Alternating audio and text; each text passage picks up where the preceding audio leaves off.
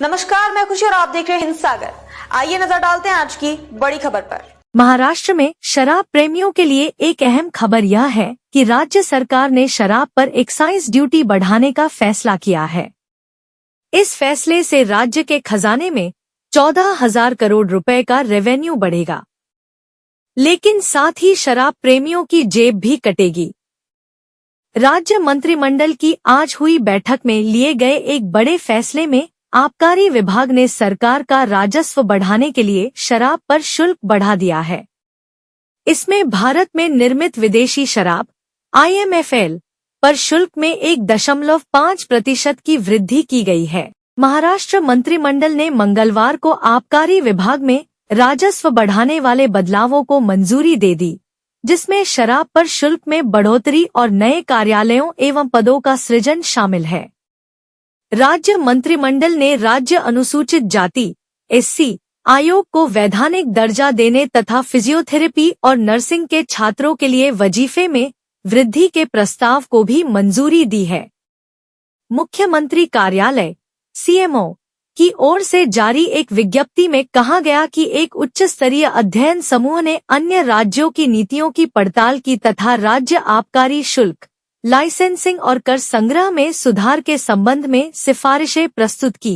एकीकृत नियंत्रण प्रकोष्ठ की स्थापना CMO ने कहा कि मंत्रिमंडल ने विभाग के पुनर्गठन, शराब उत्पादन इकाई, बॉटलिंग प्लांट और थोक लाइसेंस की AI आधारित निगरानी के साथ एक एकीकृत नियंत्रण प्रकोष्ठ की स्थापना तथा मुंबई में एक नया संभागीय कार्यालय बनाने के साथ साथ मुंबई शहर, मुंबई उपनगरों, ठाणे, पुणे, नासिक, नागपुर और अहिल्यानगर जिलों में अतिरिक्त अधीक्षक स्तर के 6 कार्यालय बनाने को मंजूरी दी।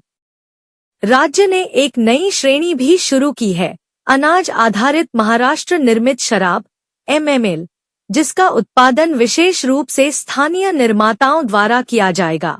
MML ब्रांड को नए पंजीकरण की आवश्यकता MML ब्रांड को नए पंजीकरण की आवश्यकता होगी। विज्ञप्ति में कहा गया है कि इन उपायों से आबकारी शुल्क और संबंधित करों से सालाना 14,000 करोड़ रुपए की अतिरिक्त आय होने की उम्मीद है।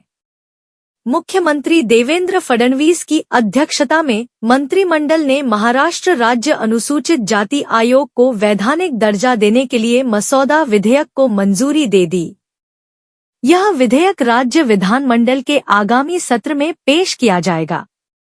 आयोग की स्थापना मूल रूप से 2005 में सामाजिक न्याय के सिद्धांतों को कायम रखने के लिए की गई थी। शराब का न्यूनतम विक्रय मूल्य 205 रुपए अब 180 मिलीलीटर शराब की खुदरा कीमत प्रत्येक ब्रांड के हिसाब से अलग अलग होगी। इसमें घरेलू शराब का न्यूनतम विक्रय मूल्य 80 रुपए होगा, जबकि महाराष्ट्र में निर्मित शराब 148 रुपए होगी, जबकि भारत में निर्मित विदेशी शराब का न्यूनतम विक्रय मूल्य 205 रुपए होगा और विदेशी शराब के प्रीमियम ब्रांड 360 रुपए होंगे। प्रत्येक ब्रांड के हिसाब से कीमत अलग अलग होगी।